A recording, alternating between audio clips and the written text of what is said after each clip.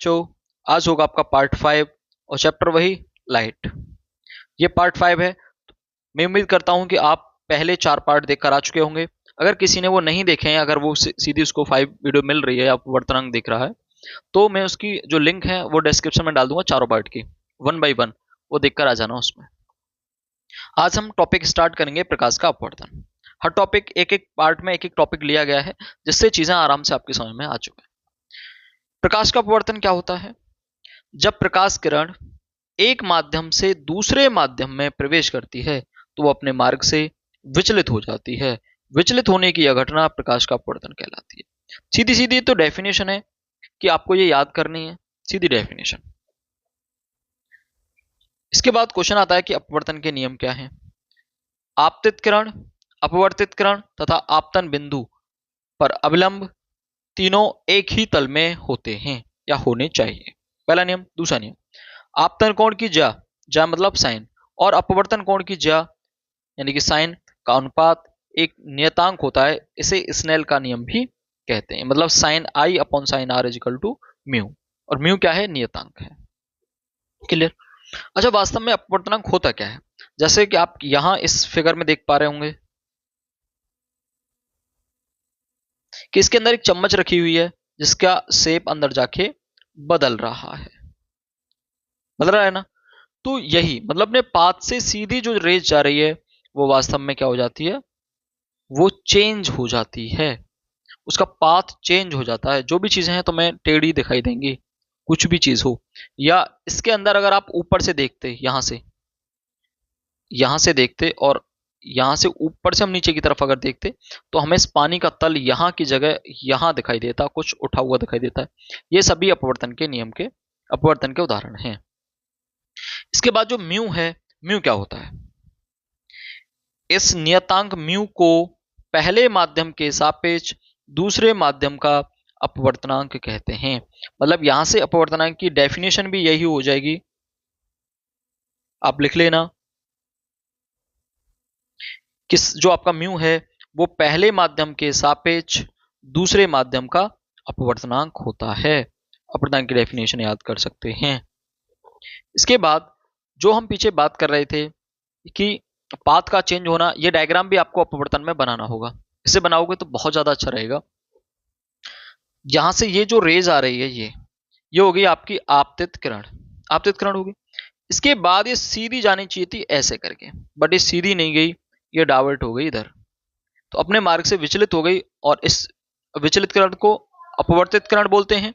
ऊपर वाला माध्यम कैसा होगा कैसा नहीं होगा इस बात पर भी डिपेंड करेगी। रेज अपने मार्ग से विचलित होने का मतलब है सीधी जानी थी, इधर चली गई। ये ऐसा भी तो हो सकता था इधर आ जाती। भाई दोनों कंडीशन में, यहां भी और इस कंडीशन में, दोनों कंडीशन में इसका पाथ चेंज हो रहा है। अब बना देता हूं, ऐसे आ रही है और ऐसे आ रही है। तो दोनों कंडीशनों में फर्क आ रहा है। एक बार बाहर की तरफ जा रही है और एक बार अंदर की तरफ आ रही है। कब बाहर की तरफ जाएगी और कब अंदर की तरफ आएगी ये डिपेंड करेगी आपके मीडियम पे। कैसे मीडियम पे? समझो। जैसे ये मैंने मीडियम बना, ये आपके दोनों मीडियम को अलग करता है। नीचे एक मीडियम होगा सघन और ऊपर होगा विरल। मतलब जरूरी नहीं है कि नीचे सघन ही हो, बट एक बार विरल और एक बार सघन। तो आपके दिमाग में आया कि सघन क्या है और विरल क्या है। मैं आपको यहां समझाऊं कि सघन क्या है। एक ऐसा माध्यम जिसके कण, माध्यम के कण दूर दूर होते हैं वो विरल माध्यम होता है। और एक ऐसा माध्यम जिसके अंदर मतलब उसके माध्यम के कण नजदीक नजदीक होते हैं, पास पास होते हैं, वो सघन माध्यम होता है। जैसे मैं बात करूं हवा की, हवा, तो हवा कैसा माध्यम है? हवा एक विरल माध्यम है जिसमें पार्टिकल्स दूर दूर होते हैं। तो ये सघन के अंदर नहीं आएगा, इसमें आएगा विरल में आएगा। तो हमें नीचे लिख लेते हैं विरल। तो विरल के अंदर क्या हो जाएगा? हवा या वायु। और जल के अणु देखें तो वो सघन हो जाएंगे, उसके कण नजदीक नजदीक है, वो पास पास है, तो जल क्या हो जाएगा? सघन हो जाएगा। बट अगर हम एक बात समझें, कोई भी मीडियम हमेशा ना तो सघन है ना विरल है। वो डिपेंड करता है कि सामने कौन सा मीडियम है। जब मैं जल और वायु की तुलना करवा रहा था तो जल सघन था और वायु विरल थी। लेकिन मैं कंपैरिजन कराता हूं जल और कांच का। तो फिर मैं यहां ये कहूंगा कि कांच के कण ज्यादा नजदीक हैं और जल के दूर है। मतलब इन दोनों के कंपैरिजन में जो आपका जल है वो जल हो जाएगा विरल और कांच हो जाएगा सघन। चीजें आ रही हैं समझ में? ये डिपेंड करेगा सघन और विरल कि आपस में कौन कौन से मीडियम को आप कंपैरिजन करा रहे हैं। देखो मैंने ऊपर विरल ले लिया, नीचे सघन ले लिया। एक रेज डाली गई, डालने के बाद ये निकलनी चाहिए सीधी, बट ये सीधी ना निकल के क्या करेगी, डाइवर्ट होगी। अब नीचे सघन मीडियम है, सघन मीडियम है तो ये नीचे की ओर डाइवर्ट हो जाएगी, बेंड हो जाएगी। अगर अगर मैं दूसरा एक और केस बनाता हूं, ये आपकी आपतित रे है, ऊपर होता सघन और नीचे होता विरल, तो ये रेस दूर हटती। क्लियर? किससे? माध्यम से, अपने अवलंब से दूर हट गई। यहां ये अवलंब की ओर आ गई थी, यहां अवलंब की ओर, यहां अवलंब से दूर। क्लियर? अच्छा, आप समझ गए सघन और विरल क्या है। अब यहां क्या लिखा हुआ है देखो, ये विरल है ना और ऊपर सघन है, तो तभी तो विरल में आने पर ये दूर हट गई है, अन्यथा नजदीक आ जाती। अगर दोनों सेम मीडियम में तो ये सीधी निकल जाएगी। अपवर्तनांक की दूसरी डेफिनेशन आप समझ सकते हैं। अपवर्तन की, आपतन कोण की जा तथा अपवर्तन कोण की जा के अनुपात को अपवर्तनांक कहते हैं, जो पहले बात लिखी हुई थी। अपवर्तनांक की एक डेफिनेशन और आप यहां देखोगे, निर्वात में प्रकाश की चाल तथा किसी विशेष माध्यम में प्रकाश की चाल के अनुपात को अपवर्तनांक कहते हैं। या n इजिकल टू या म्यू इजिकल टू निर्वात में प्रकाश की चाल बटे विशेष माध्यम में प्रकाश की चाल। क्लियर? ये फॉर्मूला हो गया, मतलब ये वेलोसिटी के साथ रिलेशन है, वेलोसिटी के साथ, यहां ये एंगल के साथ रिलेशन है। मैं दोनों को एक साथ लिख देता हूं।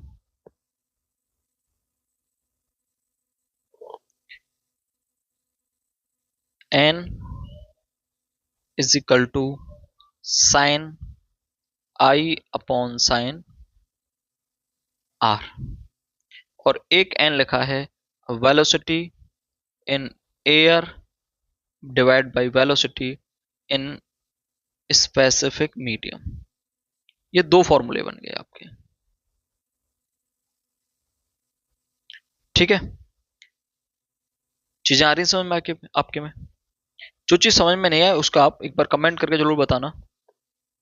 अब यहाँ एक चीज समझिए, जैसे जो आपके न्यूमेरिकल्स बनते हैं, आपका कहीं लिखा हुआ है जैसे 1 and 2, तो इसका मतलब यह है कि पहले माध्यम के सापेक्ष दूसरे माध्यम का अपवर्तनांक आपको दे रखा है। मतलब आपको लिखा हुआ है 1 and 2 इजिकल टू 5, मतलब 5 क्या है, ये दूसरे माध्यम का अपवर्तनांक है पहले माध्यम के सापेक्ष। क्लियर? आप इसको कुछ इस तरह से भी लिख सकते हैं कि n2 डिवाइड बाई n1, कहीं लिखा हुआ है png, कुछ भी है ये, n कुछ भी है या g कुछ भी है, पहला मीडियम कोई p है, दूसरा मीडियम g है, तो इसका मतलब ये दे रखा है ng बाई np। ये बात अपने दिमाग में रखना। ठीक है, अब देखो क्वेश्चन क्या बनता है। फर्स्ट टाइप का आपका क्वेश्चन वो बनेगा कि आपको जैसे ANG दे रखा है, पहले मीडियम के सापेक्ष दूसरे का रेफ्रैक्टिव इंडेक्स x है, तो GNA, तो पहले G के सापेक्ष फिर A का पूछ रहा, उल्टा पूछ रहा है, तो आपको आंसर उल्टा लिख देना है, यानी कि 1/x। अगर ऊपर लिखा रहता 2/3, तो आप लिखते थे नीचे वाले में 3/2, ऊपर लिखे वाले में लिखा रहता 5, तो नीचे वाले में लिखते थे 1/5। मतलब आपको जस्ट उल्टा करना है यदि उल्टा दे रखा है तो। यह होगा आपका अपवर्तनांक। अपवर्तनांक बहुत बच्चों के कम समय में आता है, आप इनको बिल्कुल एक बार आराम से क्लियर कर लो, और जिनकी समझ में नहीं आता है उनको वीडियो शेयर कर दो। आगे सेकंड टाइप का सवाल क्या होगा, ANG दे रखा है आपको x और ANW दे रखा है y, मतलब एयर के सापेक्ष जी का यानी गिलास का, और एयर के सापेक्ष डब्ल्यू का वाटर का। कुछ भी दे रखा हो सकता है, हिंदी में दे रखा हो, बट मैंने इनको शॉर्ट में बस लेटर में लिख रखा है, जी या डब्ल्यू। अब आपसे क्या पूछ रहा है कि वाटर के सापेक्ष जी का क्या होगा, वाटर के सापेक्ष जी का क्या होगा, सॉरी एक minute, A N W, A N G, जी जो दे रखा है एक्स दे रखा है और डब्ल्यू वाला वाई दे रखा है। अब देखो यहां पूछ रहा है डब्ल्यू और जी का, तो इसका मतलब ये है ना कि n g divide by n डब्ल्यू, यहां जो मैंने पढ़ा है आपको ये दे रखा है, तो एन जी कितना है एक्स और डब्ल्यू कितना है वाई, बट ये दोनों एयर के रेस्पेक्ट में थे इसलिए मैंने ऐसा कर लिया है। आ रही बस में लिख देता हूं मैं इसको, तो डब्ल्यू एन जी जो होगा वो n g divide by n डब्ल्यू होगा, और कौन से नियम से, ये पहुंचेगा इस वाले नियम से, ठीक है मिट जाएगा, बट आप ध्यान रख लेना। ये दो तरह के आपके सवाल बनेंगे। तीसरा, थर्ड टाइप आपका ये है, मतलब अब यहां वेलोसिटी में रिलेशन दे रखा है, और वेलोसिटी में क्या रिलेशन है, जो भी आपका लिखा हुआ है, यहां लिखा हुआ ए एन जी, तो इसका मतलब ये ऐसे भी लिखा जा सकता है n g by n a, तो वेलोसिटी आपको जस्ट उल्टी लिखनी है, मतलब velocity v a upon v g, मतलब आपस में उल्टे होने चाहिए, ऊपर एन जी आ रहा तो यहाँ ए आना चाहिए। जो आपका वेलोसिटी में रिलेशन है वो उल्टा होता है, मतलब जहां अपवर्तनांक ज्यादा होता है उस माध्यम में प्रकाश की चाल कम होती है। मैं ये बात लिख देता हूं, जिस माध्यम का अपवर्तनांक अधिक होता है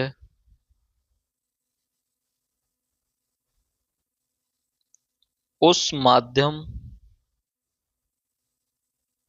में प्रकाश की चाल कम होती है, यानी वेलोसिटी इनवर्सली प्रोपोर्शनल होती है एन के, इनवर्सली का मतलब उल्टा व्युत्क्रम होती है एन के, यानी अपवर्तनांक के, आप इसे म्यू भी बना सकते हैं जहां जिस किताब में जिस हिसाब से दे रखा हो। क्लियर? अपवर्तनांक के हम सवाल भी निकालेंगे, सवाल निकालेंगे तो चीजें तुम्हारी समझ में वहां भी आएंगी, उसको जरूर देखना उस वाले पार्ट को, इस वाले पार्ट को देखने के बाद उसको भी देखना है आपको, तभी चीजें बहुत अच्छे से क्लियर हो पाएंगी, एक बार में नहीं होंगी कि ए एन जी क्या है जी एन ए क्या है, समझ रहे हो सब जो मैंने समझाया है। चलिए इसके बाद कुछ फैक्ट हैं, समझो उनको। बैंगनी रंग के लिए अपवर्तनांक सबसे अधिक होता है और लाल रंग के लिए सबसे कम होता है। अपवर्तन एक माध्यम से दूसरे माध्यम में जाने पर तरंग का मुड़ना है, दो पदार्थों के बीच घनत्व में अंतर के कारण यह मुड़ना होता है, मतलब प्रकाश की जो रेज हैं जो मुड़ती हैं वो उनके दोनों के घनत्व में अंतर के कारण ऐसा होता है। जैसे मैंने आपको ये बात जो लिखी हुई है, ये इस बात को समझो, ये बात मैंने यहां आपको एक बार समझाई है, यहां ये वाली, एक तो ये वाला पॉइंट और एक ये वाला पॉइंट, दोनों समझाए मैंने। सघन से विरल जाएगी तो दूर हटेगी, और विरल से सघन आएगी तो पास हटेगी, ये बात फिर मैंने यहाँ एक लाइन में लिख दी है।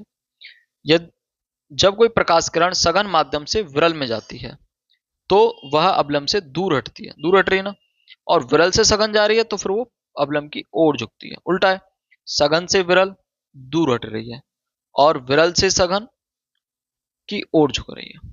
क्लियर? यह अपवर्तनांक आपका क्लियर हो गया।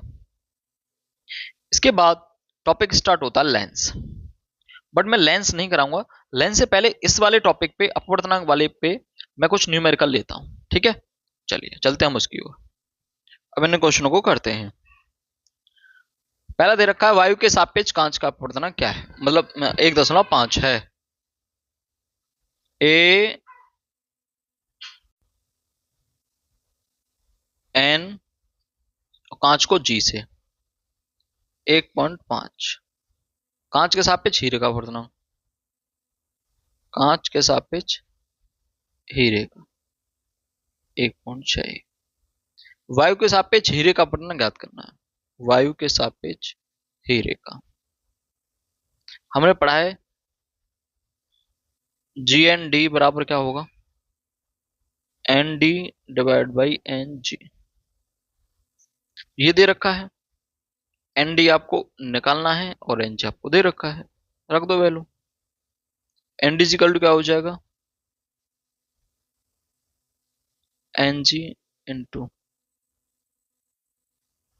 जी एन डी। एन जी की वैल्यू 1.5 गुणा जी एन डी की 1.61, कितना आया मल्टीप्लाई करके, ये आएगा 2.4 कुछ आएगा आपका, ठीक है।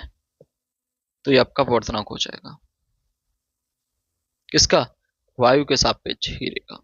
चीजें आपको समझनी होंगी कि किसके सापेक्ष किसका दे रखा है, जिसके सापेक्ष उसे आगे रखो, एडमिन मतलब यहां रखो, और जिसको दे रखा है उसे यहां रखो। आगे क्वेश्चन नंबर 2, वायु के सापेक्ष किसी पारदर्शी द्रव का अपवर्तनांक। वायु के सापेक्ष दे रखा है, मतलब ये कर रखा है ए एन, और द्रव का कोई द्रव है तो द्रव लिख लो, हिंदी में लिख लो इंग्लिश में लिख लो, कोई फर्क नहीं। 1.25 कांच का अपवर्तनांक दे रखा है एन जी, कांच का लिख लो हिंदी में 1.5, और जिसका दे रखा है वो जिसका मतलब दे नहीं रखा है किसके सापेक्ष, तो मतलब मान लो एयर के सापेक्ष दे रखा है, तो द्रव के सापेक्ष कांच का बताना है, द्रव के सापेक्ष कांच का बताना है। इसका मतलब क्या है, एन कांच का डिवाइड बाई एन द्रव का। एन कांच का कितना है 1.5, द्रव का कितना है 1.25, कर दो 1.5, मतलब यही समझा देता हूँ, पॉइंट को इसको हटाना तो ऊपर एक जोर बढ़ा देंगे, मतलब 150 डिवाइड बाई 125, 25 छक्का 150, 25 पंजे 125, 5 6/5, 5 एकन 5, 5 दूनी 10, 1.2 इसका आंसर हो जाएगा। क्लियर। आगे क्वेश्चन देखते हैं, ये चाल वाला आ गया। निर्वात में प्रकाश की चाल दे रखी है 3 × 10⁸ मीटर पर सेकंड। वेलोसिटी एयर निर्वात दोनों मान ली 3 × 10⁸। यदि कांच का अपवर्तनांक 3/2 है, जो एन है जी दे रखा है 3/2, 3/2 का मतलब 1.5 दे रखा है। कांच में प्रकाश की चाल ज्ञात करनी है, वेलोसिटी इन ग्लास कांच, ये ज्ञात करनी है आपको, कितना आने वाला। अब इनमें रिलेशन हमने पढ़ा था, उल्टा करके लिखते हैं, v air divide by v glass या कांच,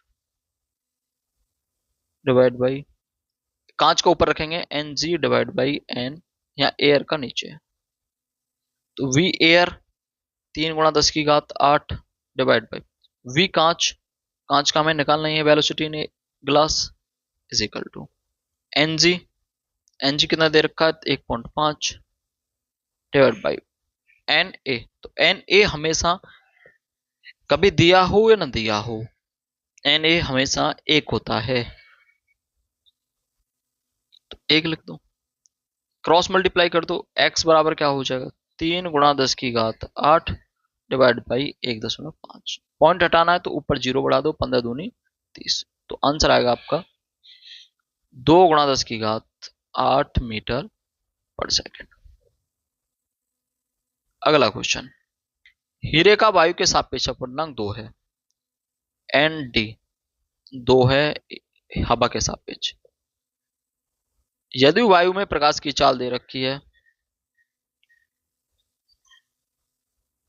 3 × 10⁸ मीटर पर सेकेंड, हीरे में प्रकाश की चाल ज्ञात करनी है, वेलोसिटी इन डायमंड। उल्टा लिखना है, वी एयर ऊपर कर लो चाहे नीचे कर लो, और नीचे वी डायमंड,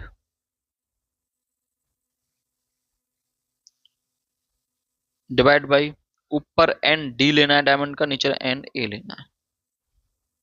तो वेलोसिटी इन एयर आपको दे रखी है 3 × 10⁸ वेलोसिटी इन डायमंड आपको फाइंड करनी है, एक्स मान लो क्रॉस एन डी दे रखा है 2 और एन ए कितना होता है 1, कर दो। तो एक्स इज इक्वल टू आएगा 3 × 10⁸ डिवाइड बाई 2। इसका आंसर हो जाएगा 1.5 गुणा 3, चलो गुणा वो पूरा हो ही गया, 1.5 गुणा 10⁸ मीटर पर सेकेंड। क्लियर? सवाल आ रहे होंगे आपके समझ में?